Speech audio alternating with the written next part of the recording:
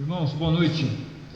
Essa semana, a semana passada, um rapaz que nós fizemos o curso em patrocínio lá em Minas Gerais, no IBEL, juntos, Matheus Quinti, gente boa, Matheus, gente boa mesmo. Pra você ter uma ideia, ele era policial militar do estado de São Paulo, e quando o Senhor tocou no coração dele, ele se converteu, o Senhor converteu ele foi para o seminário, se formou, aí foi fazer o IBEL junto comigo lá, o curso de plantação de igreja, e aí estava contando a história dele, a gente ficou no mesmo quarto, e quando o Senhor chamou ele mesmo assim, é um ministério pastoral, ele exonerou do Estado, né? Ele pediu baixa da polícia militar e foi estudar. Essa semana mandou a foto da ordenação dele. Fiquei feliz de ver ele sendo ordenado, mas pouquíssimas pessoas, ele ajoelhado no centro e o presbitério orando por ele, e a gente até comentou que para alguns pastores, mas para a igreja de uma forma toda, a gente está voltando no tempo da igreja primitiva, né, com poucas pessoas, tudo muito limitado. Existe um livro, ele não é mais publicado, eu tenho ele, chama Catacumbas de Roma, que conta a história da igreja primitiva, quando ela era obrigada a se reunir na clandestinidade.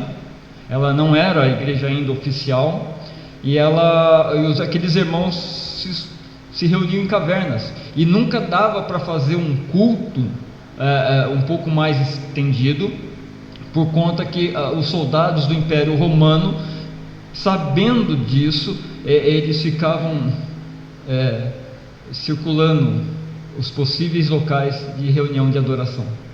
Então era com um número reduzido, com poucas pessoas, e a gente conversava, parece que a gente voltou nessa época. É claro, nós não temos viatura da Polícia Militar do Estado de São Paulo circulando, fazendo ronda, né? Mas nós voltamos a um número reduzido de pessoas, e é interessante que foi com esse número reduzido de pessoas que a igreja ela conseguiu se manter, ela conseguiu caminhar, e ela chegou no que ela é hoje, ela está no mundo inteiro. Eu não estou falando de denominação em particular, mas eu estou falando da igreja de Cristo, e ela é o que ela é hoje, né? Quando Jesus disse que nem as portas do inferno poderiam atrapalhá-la, poderiam fechá-la, ele não estava brincando.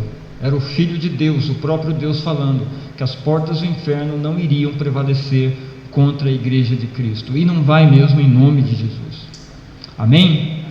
E nós estamos falando de igreja, né? Nós estamos trabalhando com a carta de Efésios, e Efésios vai falar da igreja, o corpo de Cristo, e eu disse para vocês que a carta gêmea de Efésios é Colossenses, que vai falar da cabeça, Cristo, a cabeça do corpo. Aqui ele fala do corpo, em Colossenses ele fala da cabeça, e nós estamos tratando de igreja. E eu disse logo que nós voltamos no dia 23/8, a questão de compromisso com a igreja, compromisso com Deus. E nós vamos continuar falando tudo que for falado aqui de Efésios até o final do capítulo 6.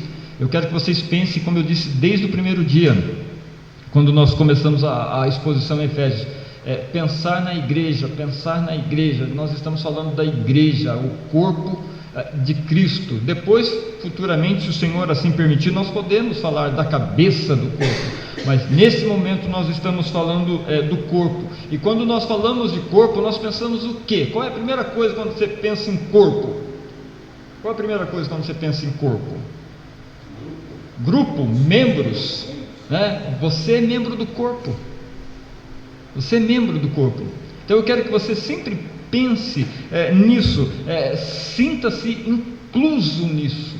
Você está incluído nesse corpo. Nós falamos de eleição domingo passado. Deus elegeu você, Ele escolheu você, Ele predestinou você com propósito. Nós falamos de propósito primário, que é ser santo e irrepreensível. Falamos do propósito intermediário, que é ser adotado. E depois nós falamos do propósito último. Qual é o propósito último? Você lembra do sermão de domingo passado? de ser para louvor da sua glória. Esse é o propósito último.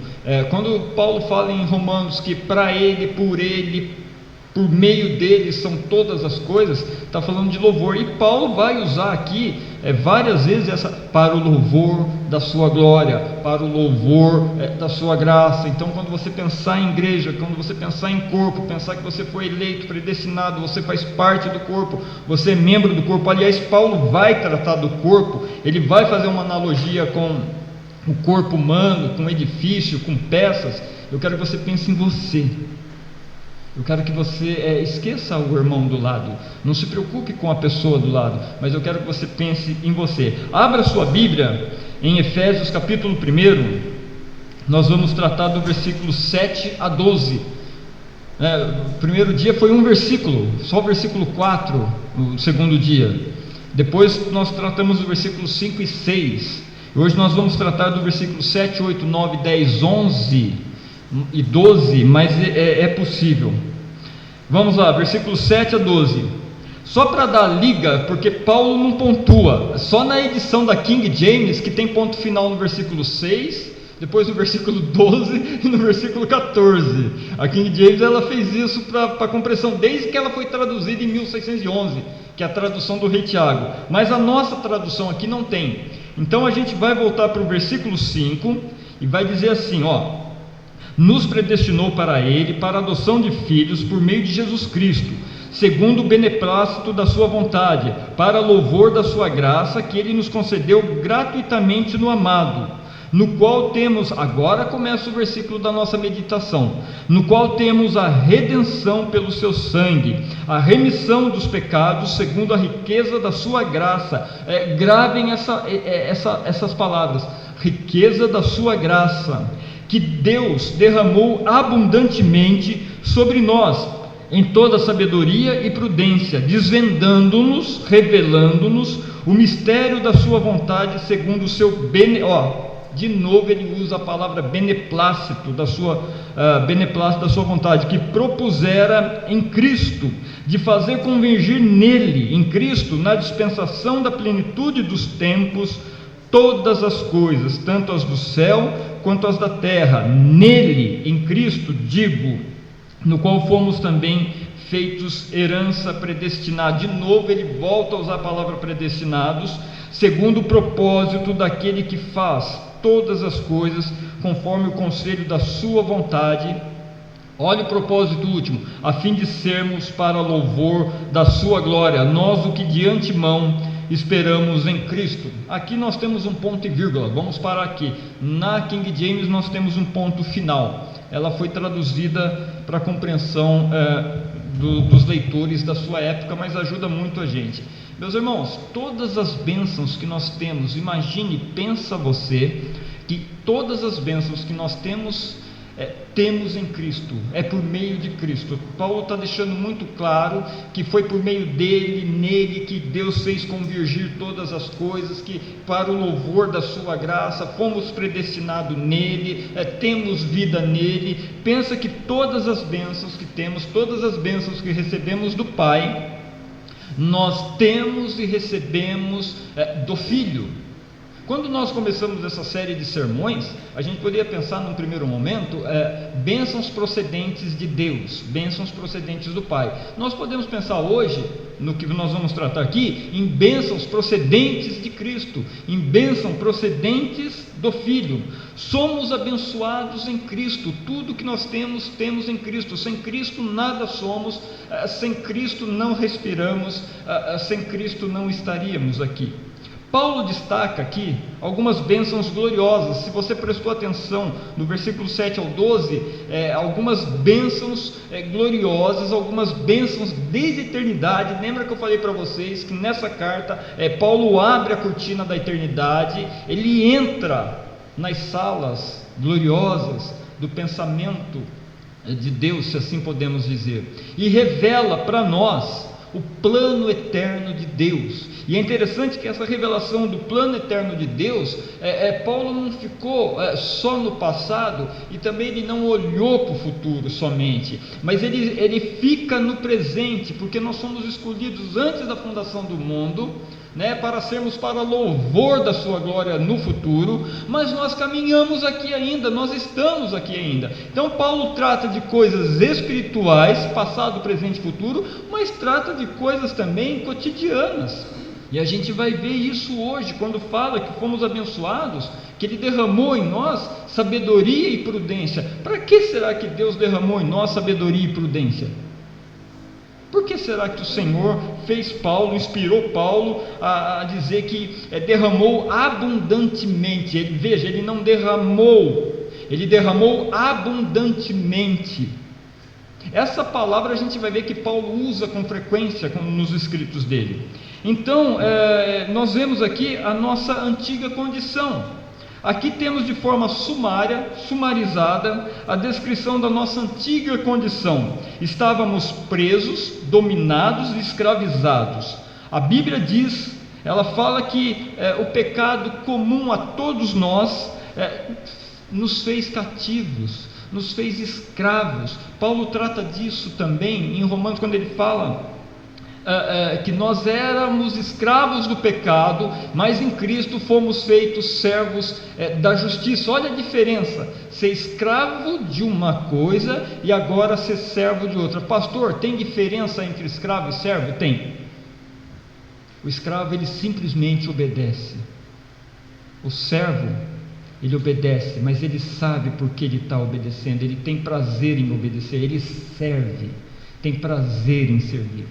Quando a Bíblia fala que Jesus foi o servo sofredor de Deus, era exatamente isso. Jesus obedeceu a Deus, ele serviu, ele foi o servo sofredor e ele sabia por que ele estava sofrendo, ou o que ele iria sofrer. Se você ler o capítulo 53 de Isaías, você vai ver que já meio que no final, ele vai ver o bom trabalho dele, ou seja, o fruto do trabalho, de todo o serviço que ele prestou como servo, deu resultado. O resultado é esse que você olha para você, eu e aqui nós estamos. Então, a Bíblia fala que nós éramos escravos do pecado, estávamos sob o seu domínio, condenados, presos, mortos nos nossos delitos e pecados. E algumas bênçãos gloriosas aqui a gente pode ver quando Paulo diz que no qual temos a redenção. Agora começa a olhar para a sua Bíblia aí.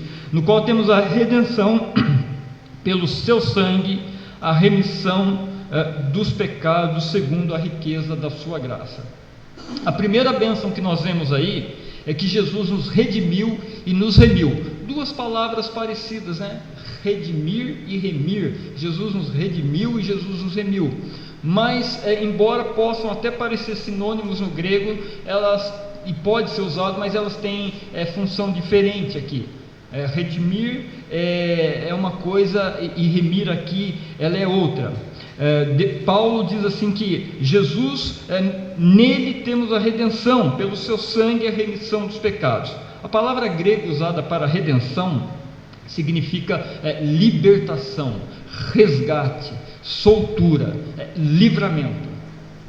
Lembra da sua antiga condição? Quando você estava preso, era escravo, não tinha liberdade, estava sobre o domínio do diabo, o domínio de Satanás. Agora Jesus, ele resgata você. Quando a Bíblia fala que ele é o nosso libertador, é exatamente isso, ele é o nosso libertador.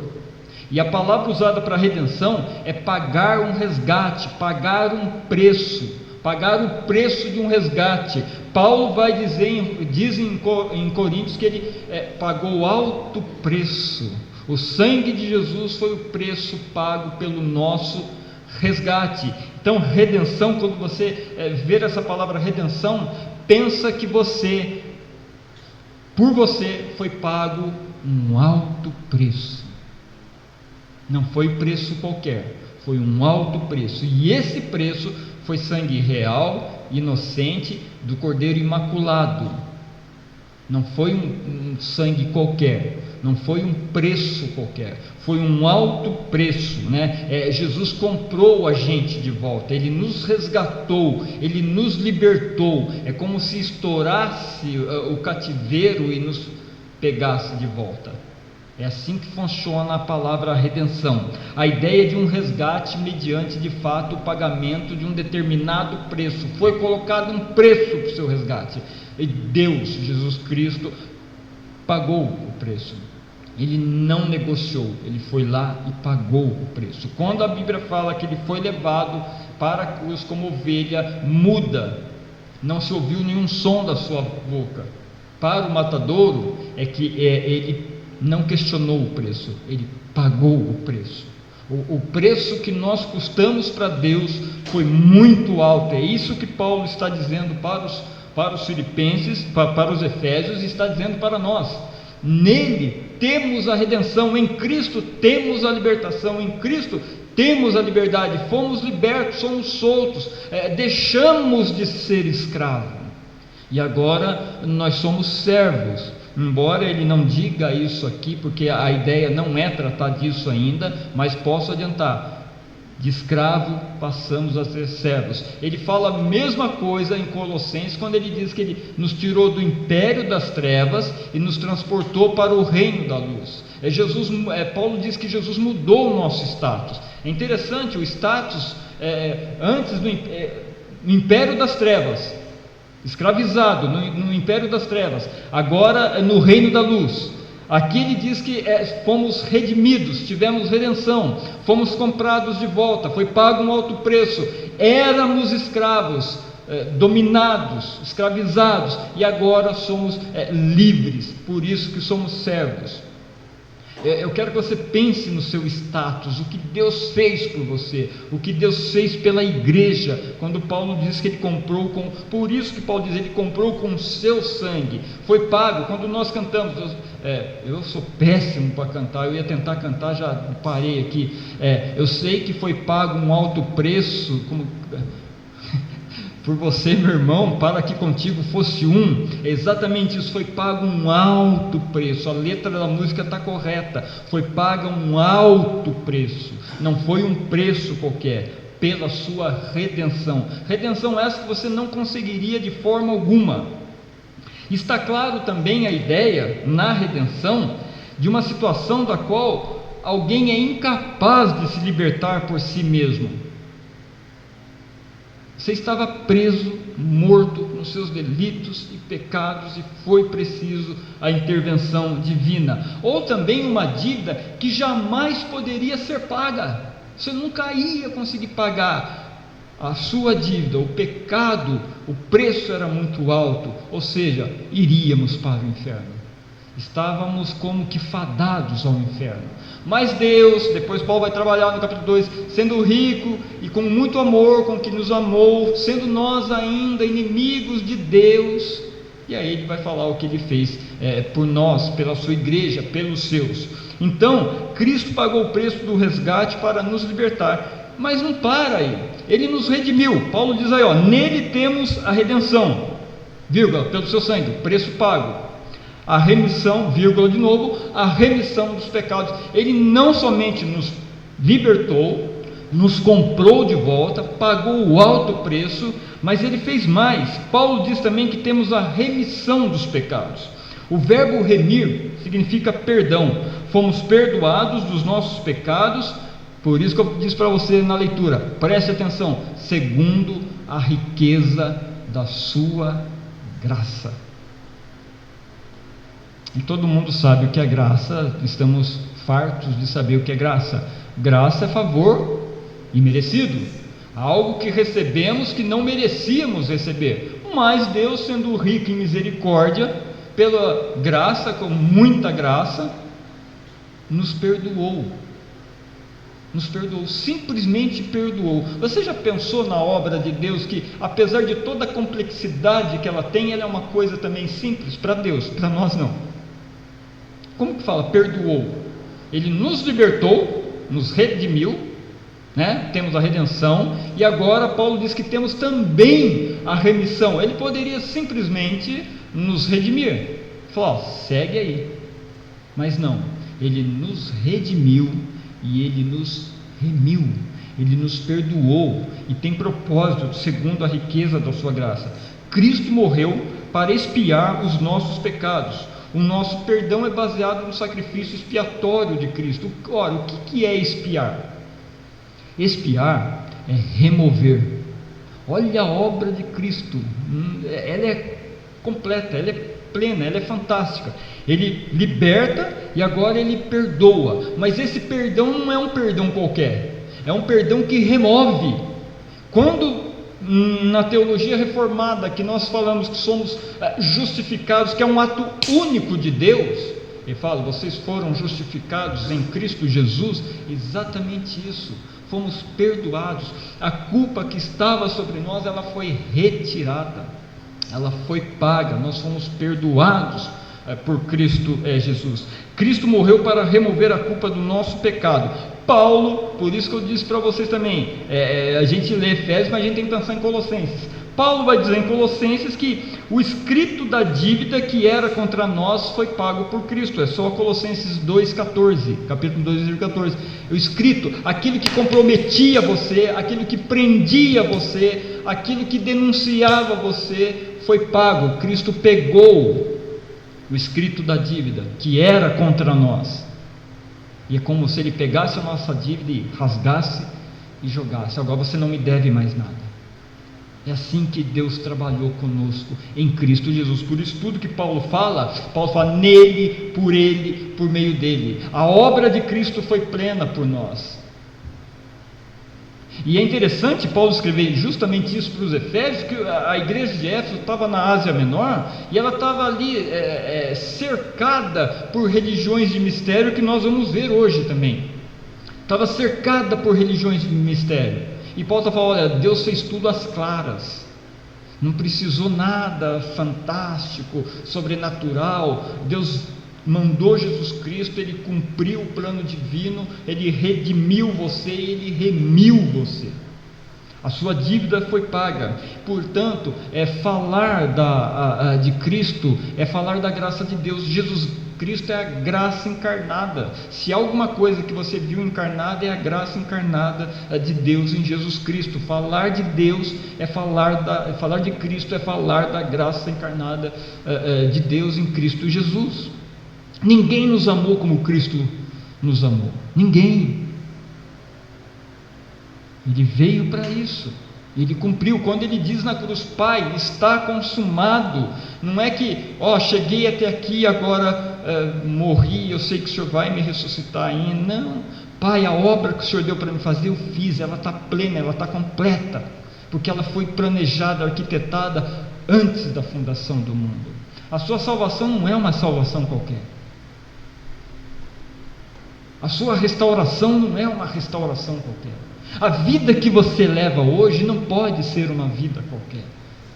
A forma como você se relaciona com Deus não pode ser uma forma qualquer. A forma como você se relaciona com a igreja de Deus que Ele comprou com o seu sangue não pode ser de forma qualquer, porque pagou um alto preço. A redenção exigiu resgate e o preço foi alto.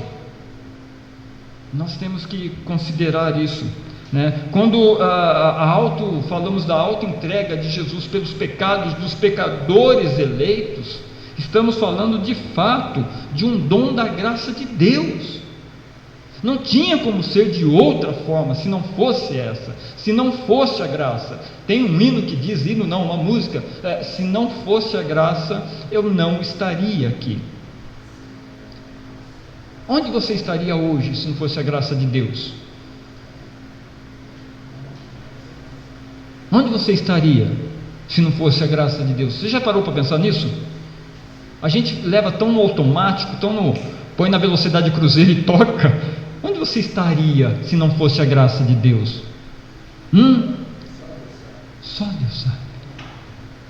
Se é que estaríamos em algum lugar. Se não fosse a graça de Deus, nós não estaríamos aqui. Falar de Deus, falar de Jesus Cristo é falar da graça encarnada, que pagou um alto preço.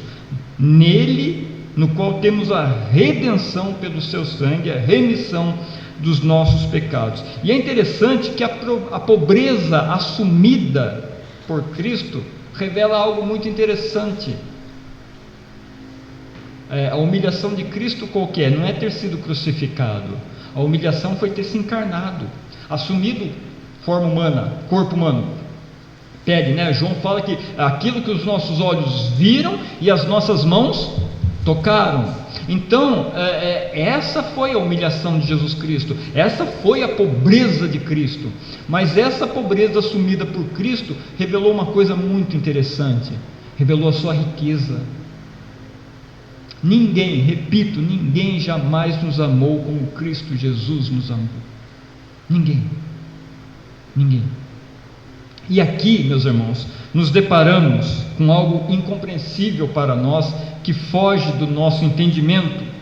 Deus paga um altíssimo preço para nos libertar.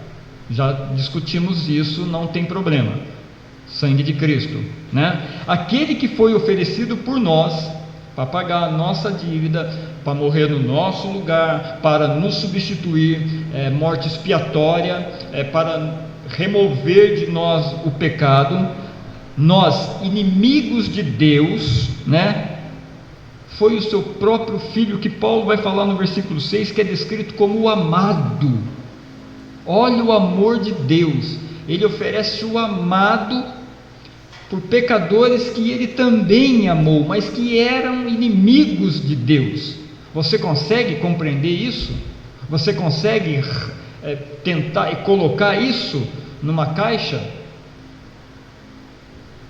Foge da nossa compreensão o amor de Deus, foge da compreensão humana, extrapola, a gente não consegue pensar, por mais que meditemos, por mais que pode pegar compêndios e mais compêndios de enciclopédia filosófica, teológica, psicológica, ontológica e todas as lógicas que você não vai compreender nunca. Não tem teólogo nesse mundo que conseguiu compreender o amor de Deus.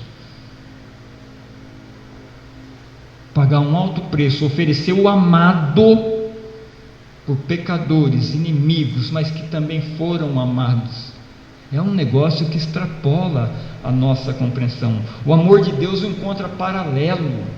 O amor de Deus, você não consegue pegar nada para usar como parâmetro para comparar. O amor de Deus é parecido com isso. Aqui dá para medir o amor de Deus. Nós não temos nenhum paralelo, nada que possamos recorrer para comparar o amor de Deus. Ele transcende todo tipo de pensamento, ele transcende todo o nosso entendimento, ele é suprarracional, ele é suprassensorial. Nós não conseguimos raciocinar, pensar e não conseguimos sentir, algo que suplanta toda a racionalidade, todo o sentimento, o amor de Deus. Paulo que o diga, aliás é ele que está escrevendo, mas nem Paulo, se não fosse inspirado pelo Espírito Santo, conseguiria. Só conseguiu porque foi inspirado pelo Espírito Santo de Deus. E há uma lógica, há uma coerência essencialmente causal entre o amor de Deus e o nosso. Hoje nós amamos, quando João diz, nós amamos porque Ele nos amou primeiro. Você conseguiu compreender isso? Nós amamos porque Ele nos amou primeiro. Essa é uma grande bênção de Deus, redenção e remissão, né? Como entender, ainda que parcialmente, esse grande amor, né? Somos objetos do amor de Deus e Ele oferece o amado para entregar por nós, pecadores amados. Amar a Deus, meus irmãos, aí temos um desafio grande. Quando João diz, nós o amamos porque Ele nos amou primeiro, é lançado sobre nós o desafio. Nós fomos objetos do amor de Deus, foi pago um alto preço, fomos perdoados, fomos redimidos e remidos, fomos libertos e perdoados. Nos amou, Deus nos amou e coloca em nós, por meio do Espírito Santo, o amor. E nós temos um desafio agora: amar a Deus sobre todas as coisas, amar o próximo como a nós mesmos e amar a igreja que Ele comprou com o seu sangue. Reflita nisso, esse é o nosso desafio. Por isso que nós tivemos a redenção e a remissão. Quem acordou aqui no domingo de manhã antes de ser liberto por Cristo, fala: hoje eu vou à igreja, hoje eu preciso me converter porque minha vida não está bem, sem ser tocado pelo Espírito Santo de Deus? Ninguém. Porque estávamos mortos, éramos escravos. O processo todo é a regeneração. Quando nós falamos de regeneração, antes da conversão vem a regeneração. A gente fala de elo dourado, da cadeia dourada do amor de Deus. Deus muda a disposição do nosso coração, e aí a gente consegue então ouvir a voz de Deus, e aí a gente se converte. Somos convertidos. Antes da regeneração não acontece nada. Quando Deus muda o nosso coração. E aí por isso que a Bíblia fala: se hoje ouvirdes a voz do Senhor teu Deus, não endureça o vosso coração. Há um processo, tem uma lógica nessa cadeia de conversão, de arrependimento, de fé, de regeneração. E o desafio para nós agora, convertidos, regenerados e convertidos, é exatamente esse: amar a Deus sobre todas as coisas, amar o próximo como a nós, e amar a igreja que Ele comprou com o seu sangue. Só lembrando que quando Ele diz igreja que Ele comprou com o seu sangue, isso inclui você. A primeira bênção então foi que nele temos o quê? A redenção e a remissão, a libertação e o perdão dos pecados. A segunda bênção é que Jesus revela a vontade de Deus para nós. Olha os versículos de 8 a 10 aí, vamos lá. Que derramou abundantemente sobre nós em toda sabedoria e prudência, desvendando-nos o mistério da sua vontade, segundo o seu beneplácito que propuser em Cristo, de fazer convergir nele, na dispensação da plenitude dos tempos, todas as coisas, tanto as do céu quanto as da terra. Meus irmãos, como eu disse, abundância é uma palavra bastante usada pelo apóstolo Paulo. Lá em Romanos ele fala, de onde abundou o pecado, superabundou a graça. Em outros textos também, quando ele não usa a palavra abundante, ele usa ricamente. Essa palavra aparece bastante nos escritos de Paulo, e ela expressa a quantidade mais do que suficiente da doação divina por nós. Mais do que suficiente da doação divina por nós. E por isso e aí vem outra carga sobre os nossos ombros, e é uma coisa positiva. Por isso expressa também a qualidade que se espera da vida de um cristão, ou seja, que a vida do cristão seja também abundante em todos os aspectos, porque ele derramou o quê? Abundantemente. Então ele espera que a nossa vida também seja uma vida em abundância em todos os aspectos. Nós não estamos falando aqui só de bênçãos materiais, não é disso que a carta trata. Estamos falando de relacionamento com Deus, estamos falando de relacionamento com o Pai e com o Filho. Então se espera isso, de um cristão. E é na expressão em toda sabedoria e prudência que encontramos outra grande bênção que Paulo enumera. Olha só, Deus não apenas recebe e perdoa aqueles que Ele reconciliou consigo mesmo por meio de Cristo Jesus, como filhos. Lembra que fomos adotados? O versículo 5 diz que nós somos adotados, então recebemos um pai, recebemos uma nova família, temos um novo nome, temos um lar. Então Ele nos recebeu como filhos, mas também Ele nos ilumina com a compreensão do seu propósito, da sua vontade. A graça de Deus é derramada sobre nós em toda sabedoria e prudência. Duas palavras também que Paulo usa bem parecido, aliás, no grego dá para pensar até em sinônimo: sabedoria e prudência. No Novo Testamento, um dos usos para a palavra sabedoria refere-se, presta atenção que isso aqui é bem prático, você vai usar isso todo dia na sua casa, na sua família, no seu emprego, dirigindo lá, aquela pessoa que entra lá no seu carro, a gente vai usar onde nós estivermos. Veja bem, habilidade, a habilidade nas questões da vida, sabedoria prática. Nós falávamos ontem em casa que inteligência é uma coisa, sabedoria é outra. A sabedoria, a Bíblia diz que a sabedoria precede a inteligência. Está cheio de gente inteligente que nem lembra que Deus existe. E como nós aprendemos com os mais velhos? Que tem sabedoria, que não tem o estudo que nós temos, mas tem sabedoria, e nós ficamos às vezes, em alguns momentos, anos-luz deles, com todo o diploma que a gente possa ter. Revela então habilidade nas questões da vida, sabedoria prática.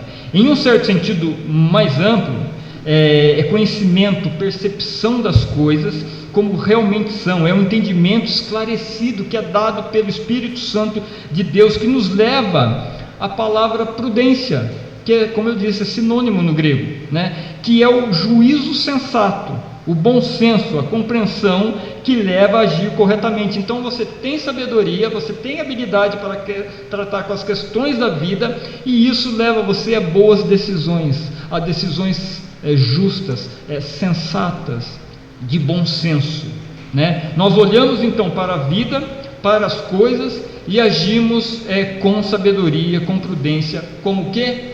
Como filhos de Deus. Lembra que o teu pai está no céu, não é o teu pai terreno, é o pai que está no céu. Você é filho de Deus, é tudo novo.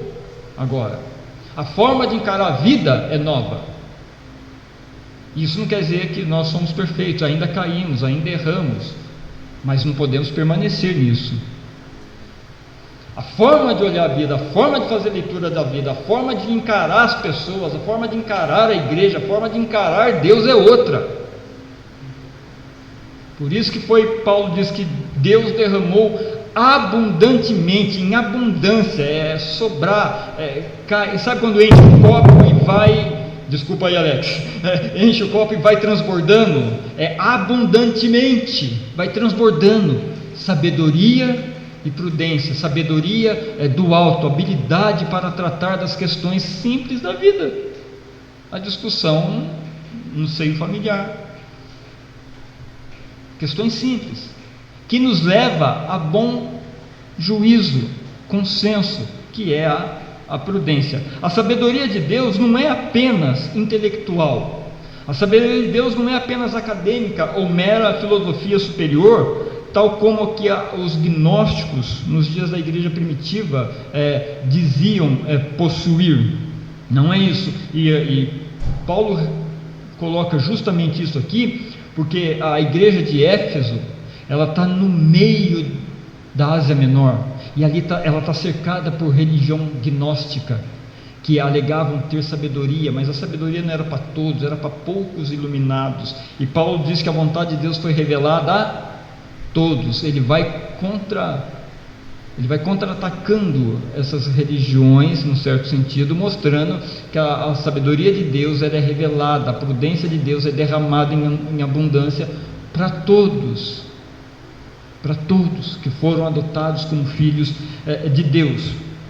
É ter maturidade cristã, é a habilidade de olhar a eternidade última das coisas e tratar da compra de um liquidificador em casa, que às vezes comprar um liquidificador não é fácil. A esposa quer mais potente, o marido quer o mais barato, não é fácil, até chegar num acordo. Questão simples, coisa simples, questão assim que você é no dia a dia, coisa cotidiana, comprar um liquidificador, um exemplo, né? Mas você não tem sabedoria para isso só, você consegue olhar a eternidade. É ter maturidade cristã, é ter a compreensão dos detalhes do viver diário, porque agora somos filhos de Deus, Deus derramou sabedoria em nós, temos prudência, olhamos a vida com outros olhos. As religiões de mistério da Ásia Menor ensinavam que os mistérios eram verdades ocultas. Eles diziam que os planos divinos estavam ocultos a todos, exceto a uns poucos iluminados. E Paulo empresta dessas religiões o vocábulo mistério, e ele vai usar mistério aí no versículo 9, desvendando-nos o mistério da sua vontade. As religiões falavam que eram coisas ocultas que eram para poucos, somente os iluminados. Então você pensa num conhecimento gradativo, e tem essas religiões até hoje, com uma roupagem nova, diferente, uma nova maquiagem, mas elas estão em plena vigência aí. E Paulo vai dizer então que não é isso, que mistério, ele vai usar a palavra mistério para estabelecer um paradoxo proposital, é algo, ele vai usar a palavra mistério, que parece contraditório. Mistério é o que está oculto. Não parece contraditório falar que o mistério foi revelado? Né? Não, não é paradoxo. Paulo vai usar isso para falar, olha, o que vocês estão falando que é mistério, Deus revelou. Então, se formos pensar, quando Paulo fala em mistério, ele não fala de nada oculto, ele fala daquilo que foi revelado a todos. Estavam escondidas nos planos eternos de Deus, mas agora foram reveladas, e não a poucos iluminados, mas a todos. O que nos coloca numa posição também interessante. No dia do juízo ninguém vai ter desculpa. Eu não sabia, nunca ouvi falar, eu desconhecia, nunca me falaram isso. É interessante como Deus trabalha. E agora ele fala, nos desvendou o mistério da sua vontade, segundo o beneplácito da sua vontade. E Paulo define mistério como o próprio Cristo, a quem Deus revelou como Messias. Tudo está em Cristo Jesus, tudo, meus irmãos, tudo está em Cristo Jesus, e por meio de quem Deus traz os homens de volta à comunhão consigo mesmo, segundo o seu bom propósito em Cristo. Portanto, mistério no Novo Testamento não é algo escondido, não é algo oculto, mas algo que foi revelado. Os efésios precisavam saber disso, porque eles estavam cercados de religiões de mistério, e Paulo vai falar, Efésios, não é isso. Cristo Jesus foi revelado a todos. Meus irmãos, Jesus Cristo é o ponto culminante, ele é o ponto central da história humana. Tem um livro que saiu pela editora Vida, e se Jesus Cristo não tivesse nascido? Alguém já leu? Esse livro é super interessante. Eu usei ele com a UMP lá da igreja de Mogi das Cruzes, não somente em aula na escola bíblica dominical, mas em vários eventos com os jovens. E se Jesus, mas já preguei sobre isso aqui, e se Jesus não tivesse nascido? Jesus é o ponto central da história. Você quer entender a história? Olhe para Jesus. Ele é tão importante, ele foi e é e sempre será tão importante, que até a Rússia, a antiga União Soviética, ateísta como era, na sua Constituição de 1918, se eu não me engano, 32, ela teve que colocar lá antes de Cristo e depois de Cristo, quando ela promulgou a Constituição dela. Jesus Cristo é o ponto central, por isso que Paulo fala, é por meio dele, é para ele, é dele todas as coisas. Dentro desse plano soberano, aquilo que Deus fez e está fazendo, veja, Paulo está falando do que foi feito lá no passado, mas ele olha para o futuro, mas ainda também ele pensa no presente, porque Deus continua salvando pessoas que foram eleitas antes da fundação do mundo, né? Você teve o tempo que você foi chamado, você foi eleito antes da fundação do mundo, mas cada um teve um tempo aqui. Teve gente que praticamente nasceu dentro da igreja, teve outros que vieram tempos depois, tem uns que já vêm já na fase adulta, idosa, não importa, isso para Deus é o de menos. É a gente que tem mania de contar o tempo, mas para Deus não, isso é o de menos. Dentro desse plano soberano de Deus, ele fez e ele ainda continua fazendo, ele está salvando pessoas. Ele continua, porque ele escolheu essas pessoas antes da fundação do mundo. Quem são essas pessoas? Não sabemos. Por isso que nós temos que pregar. A eleição, na verdade, ela é um grande estímulo para a pregação, para o evangelismo. A eleição é um material farto para você pregar a palavra de Deus. Nós não sabemos quem são os eleitos. Quem sabe aqui? Quem sabe? Ninguém sabe. Nós não sabemos. Nem eu sabia que era eleito. Se não fosse em 2001, 2002, Deus ter se revelado, ter me chamado, nem eu sabia que era. E Deus continua fazendo. Esse plano é mencionado como algo que tem vista a dispensação pertencente à plenitude dos tempos. Olha, continua olhando para o versículo aí, 10. De fazer convergir nele, na dispensação da plenitude dos tempos, todas as coisas.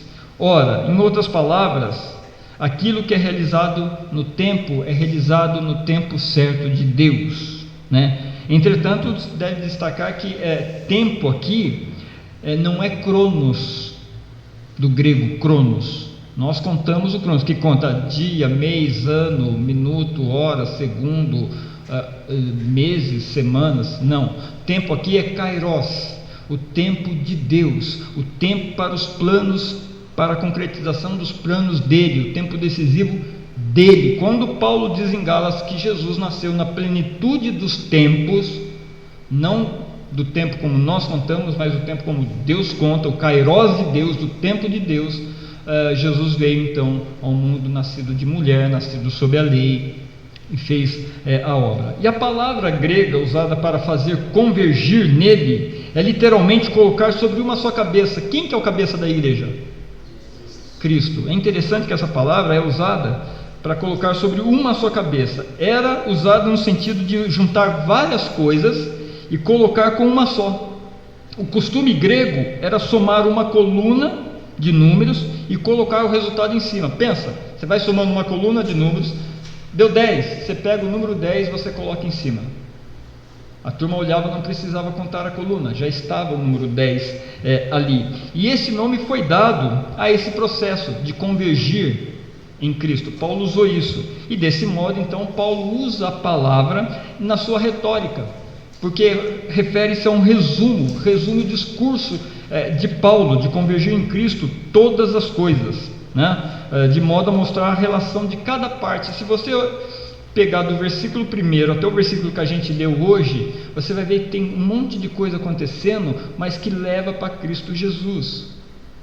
Ele nos elegeu antes da fundação do mundo, né? Nos deu sorte de toda a bênção nas regiões celestiais, nos escolheu antes da fundação do mundo para ser santos e irrepreensíveis, em amor nos predestinou para Ele, nos tornou filho deles por meio de Jesus Cristo, concedeu gratuitamente bênçãos no amado.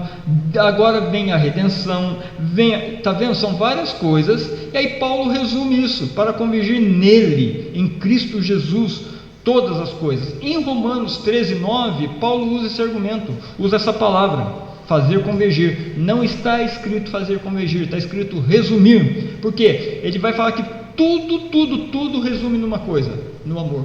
Ele fala todas as coisas e põe o amor em cima, que é o resumo de todas as coisas. Quem fez isso também? Jesus. Quando ele resume o decálogo em 2 mandamentos, ele resume os 10 mandamentos em 2: amarás o teu Deus sobre todas as coisas e ao próximo como a ti mesmo. Acabou, é a regra áurea, né? É chamada de regra áurea. E Paulo faz a mesma coisa aqui em Efésios, que ele já vai fazer em Romanos, porque Efésios foi escrita depois. Ele vai fazer antes, ele vai fazer em Romanos. Ele vai falar tudo sobre amor, e aí ele resume tudo.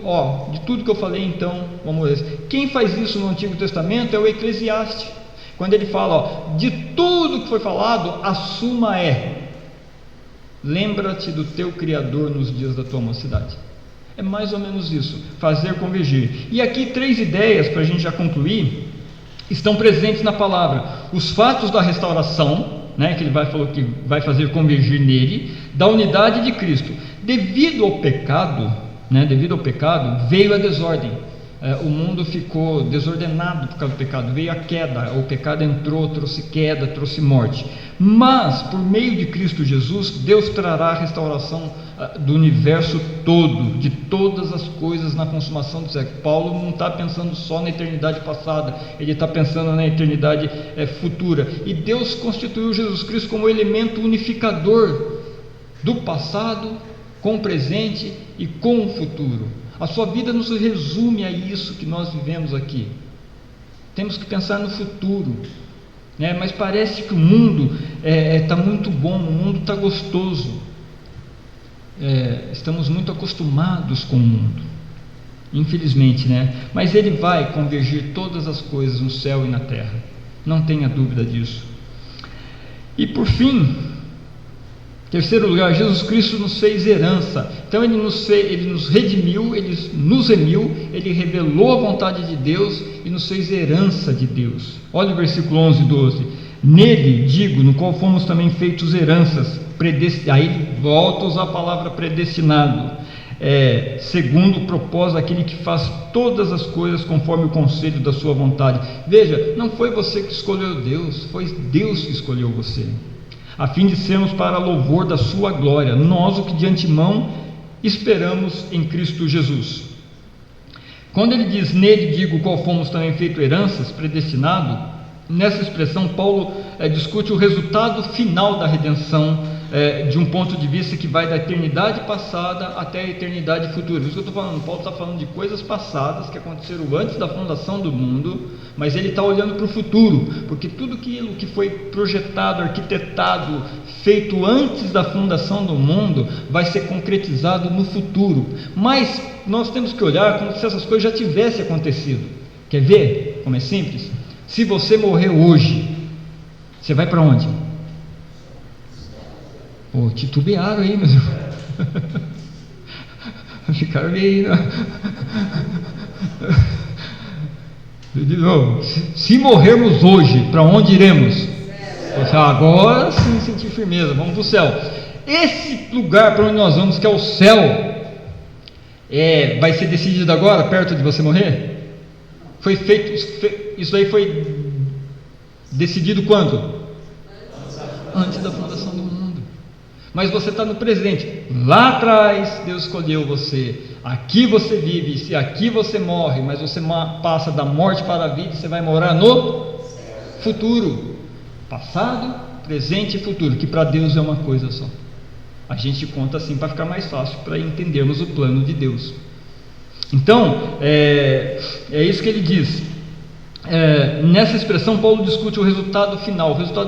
Louvor da sua glória, salvação dos seus eleitos que foram escolhidos antes da fundação do mundo. Os herdeiros são aqueles que Deus escolheu e predestinou.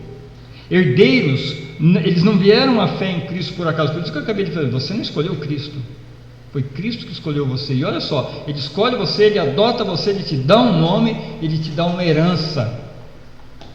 Mas uma herança que a ferrugem não come, a traça não acaba. Uma herança para toda eternidade. Uma herança para todo sempre. Uma herança que você vai... Imagina, você já pensou na eternidade? Você já concebeu a eternidade? Eternidade é uma coisa absurda.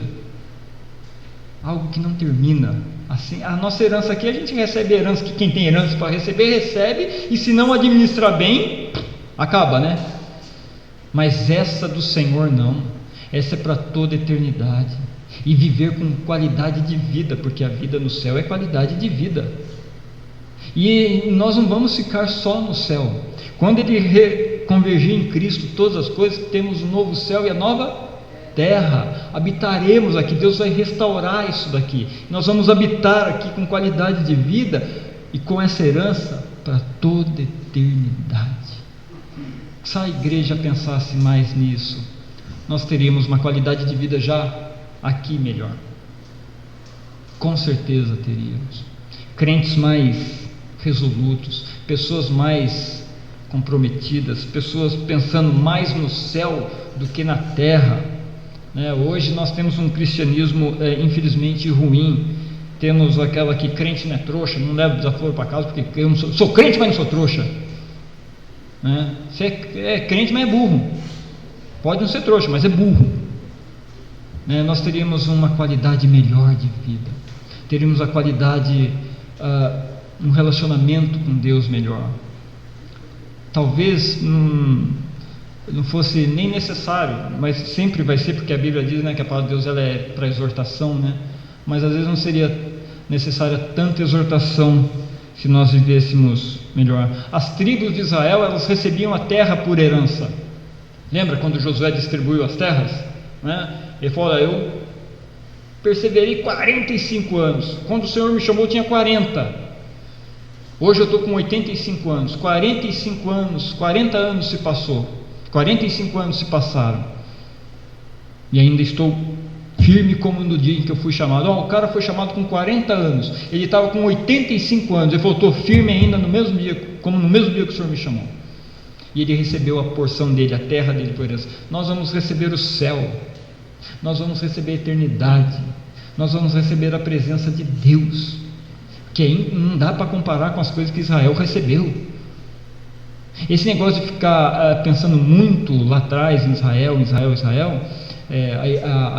o Israel de Deus hoje somos nós temos coisa muito maior do que eles tiveram, mas muito maior. Muito maior. A nossa herança é extremamente, é infinitamente, imensuravelmente maior, não dá para comparar, né? Em Cristo, meus irmãos, nós temos uma linda herança. Pense no preço que Deus pagou por você. Olha que coisa interessante para concluir. Ele paga o preço, ele compra o seu resgate, paga o seu resgate, liberta você, perdoa você, adota você e ainda te dá herança. Você conhece alguém que faz isso? Alguma instituição que faça isso? Pois Deus fez. E tudo isso quando nós éramos inimigos de Deus. Quando Paulo diz nas suas cartas, por isso glorificai a Deus no vosso corpo, é exatamente isso. É que a gente, o evangelicalismo brasileiro, ele reduziu, e isso tem um resquício católico, de pecado, né? O que é o pecado? Eu não roubo, não mato, não, né? Mas não, quando fala para glorificar a Deus no vosso corpo, é com o seu pensamento, é com as suas atitudes. Pecado não é só roubar, matar, se prostituir, pecado é pecado. Quando Paulo fala glorifica a Deus no vosso corpo, é com a sua mente, é com a sua vontade, é com o seu jeito de fazer as coisas, olhar as coisas. Quando diz que Deus derramou abundantemente sabedoria e prudência para nós, né? Você pode não pecar, não roubar. Eu não roubo, nunca roubei, nunca matei. É a frase que a gente mais ouve, né? Nunca roubei, nunca matei. Mas se você pensou em adulterar, nunca adulterei. Mas se você já pensou, já era, dançou. Jesus coloca nesse patamar. Se alguém olhar para a mulher do próximo com um olhar lascivo, já adulterou no seu coração. Não precisou nem se deitar com a mulher. Já era. Mas nós não controlamos o fluxo de pensamento. Pensou, Senhor, me perdoa, e segue a vida olhando para Cristo. Então Deus fez isso por nós, pagou o preço, nos perdoou, nos libertou, nos adotou e nos deu uma herança. Uma herança, né? Quero concluir, meus irmãos, com uma aplicação aqui. Quando todos os tempos e épocas que Ele vai fazer convergir nele todas as coisas, tantas dos céus, é manifestação, tantas do céu, de novo aí, tanto as do céu quanto as da terra, olha o versículo 11 aí, 10, todas as coisas, tanto as do céu como as da terra, Ele vai fazer convergir em Cristo Jesus todas as coisas, né? Que Deus fixou pela sua própria autoridade, quando tudo tiver completado, o seu eterno propósito, o seu beneplácito, a sua vontade, enfim, o qual Ele planejou em Cristo Jesus, tudo isso vai alcançar realização. Você foi liberto, perdoado, recebeu herança pela graça, segundo o bom propósito de Deus. Diante disso tudo, só tem uma pergunta para aplicação para você, para a gente encerrar. Como que está a sua vida com Deus?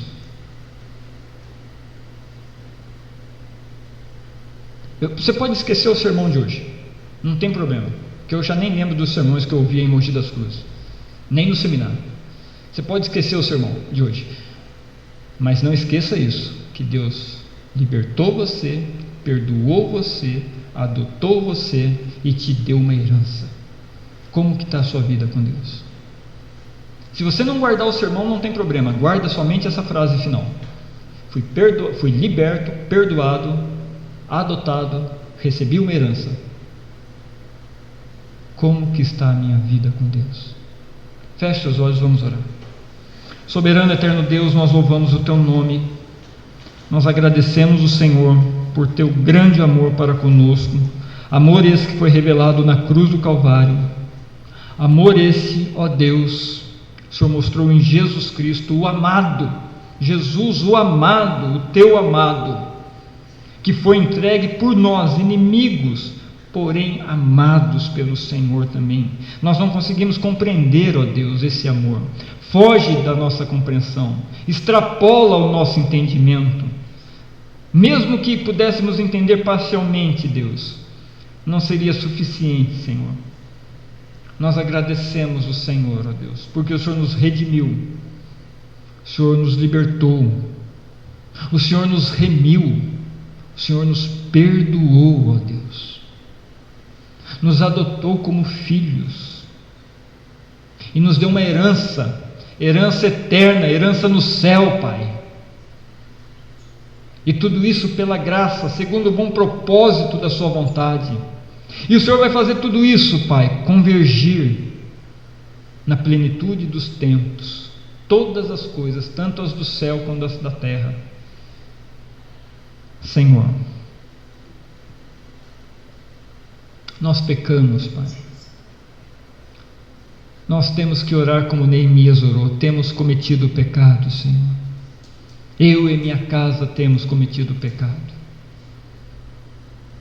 Nós temos pecado contra o Senhor. Neemias foi claro, não escondeu, ele assumiu, Deus. Não guardamos os mandamentos, os estatutos, os juízos que o Senhor ordenou a Moisés. Foi isso que ele disse. Conosco não é diferente, Pai. Fomos redimidos pelo sangue do Cordeiro, sangue inocente, Senhor. E levamos a nossa vida no automático, Deus. Levamos a nossa vida, colocamos como se fosse apertar o botão do piloto automático, Senhor.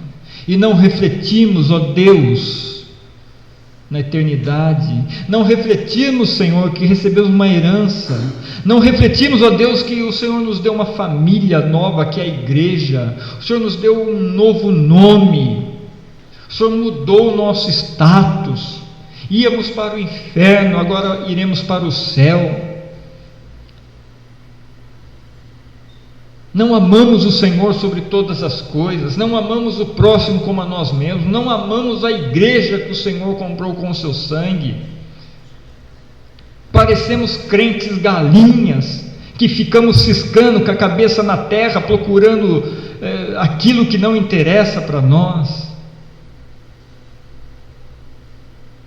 Precisamos pensar como águia, alto, no céu. É verdade que estamos com os pés na terra, mas a nossa mente tem que estar no céu. O Senhor é tão maravilhoso, nós não entendemos os teus planos ao longo dos anos, ao longo da história. Verdade é, Deus, que agora em 2020, parece que nós voltamos no tempo. Temos que repensar o nosso cristianismo. Tivemos que parar as nossas atividades. Repensar. Nos foi tirado algo e agora, para poder sentir, para poder avaliar como esse algo era importante para nós, e agora retomamos e estamos como os crentes do primeiro século, em pouco número. Nos perdoa, Pai. Perdoa a tua igreja, Senhor. Perdoa cada irmão aqui, Senhor. A começar por mim, o pastor da igreja. Peço perdão. Perdoa o Cláudio, perdoa o Éder, perdoa o Ednelson, perdoa a Domitila, perdoa a Rita, perdoa o Juninho, perdoe a Diene, perdoa a Júlia, perdoa o Alex, perdoa o Alan, perdoa a Leni, perdoa o Pedro, Deus, perdoa o Lúcio, nos perdoa, Deus. Ajusta, Senhor, a nossa rota, a nossa rota, a jornada da nossa rota espiritual, Pai. Nós pedimos perdão pelos nossos pecados, pedimos perdão pelos pecados da nossa família.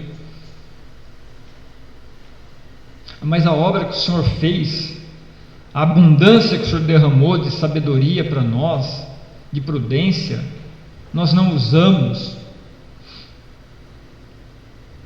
Nós não pensamos no viver diário, olhando para a Tua Palavra. Nós não refletimos na Bíblia.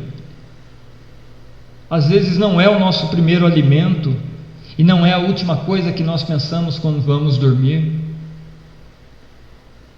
O Senhor não ocupa o nosso pensamento durante o dia. Tenha misericórdia de nós, ó Deus, para que não soframos mais do que já sofremos, para que não fiquemos privados mais do que já ficamos, para que não tenhamos que recomeçar outra vez, ó Deus. Foi usado o termo chacoalhar a oliveira, e é verdade, parece que o Senhor chacoalhou a oliveira, Deus. Tenha misericórdia, Senhor, da tua igreja. Tenha misericórdia da Getsemane, ó Deus. Muda a postura, muda a cultura, traz transformação de vida em cada lar dessa igreja, em cada família, em cada coração, em cada pai, em cada mãe, em cada filho. Senhor, nos ajuda, Deus, nós precisamos do Senhor, mas o Senhor já fez a obra. O Senhor já nos deu perdão, já nos deu a eleição, já nos deu a adoção, a justificação. Nós precisamos é caminhar, Deus.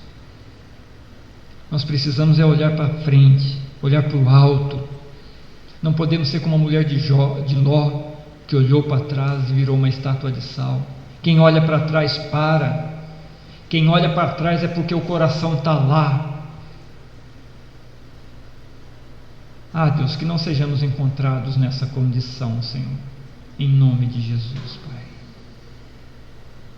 Nós fazemos confissão nessa noite pelos nossos pecados. Aliás, Calvino dizia que todo culto tem que ter a confissão de pecados. Temos que confessar os nossos pecados. E nós fazemos isso agora, Deus. Falhamos, pecamos e pecamos, ó Deus. Mas o Senhor é rico em misericórdia, o Senhor é um Deus perdoador. Não permita que caiamos, Deus, naquele pensamento: o Senhor vai perdoar mesmo. Não, Deus, que cada pedido de perdão seja sincero aqui nessa noite. Que cada pedido de perdão, Senhor, seja fruto de reflexão, Deus, da vida que nós temos levado. Nós estamos vendo aquilo que o Senhor fez por nós, e vemos também o que o Senhor espera de nós. O Senhor nos deu mais do que suficiente, quando Paulo diz que o Senhor derramou abundantemente, e o Senhor espera de nós a qualidade de vida abundante também de cada um de nós. Pai, nos perdoa, Senhor, tenha misericórdia de nós. Não nos trata, Deus, segundo o que merecemos. Seja o Deus que sempre foi perdoador, justo, claro que sim, justo, mas perdoador, Pai. E nos ajuda nessa retomada, Senhor, nessa caminhada, Deus, como pedimos, abençoando cada lar, de cada irmão dessa igreja, Senhor, de cada família, Deus, restaurando, Senhor, a relação com o Senhor, amando o Senhor sobre todas as coisas, amando o próximo como a Ti mesmo, e amando a igreja que o Senhor comprou com o seu sangue. Esse é o desafio que fica para nós, quando o Senhor revelou esse amor que é inexplicável, impossível de se entender. E João disse que nós o amamos porque o Senhor nos amou primeiro, e fica o desafio para nós. Em nome de Jesus, Deus, nós oramos agradecidos, contritos, às vezes constrangidos e envergonhados, mas nós oramos em nome de Jesus. Amém.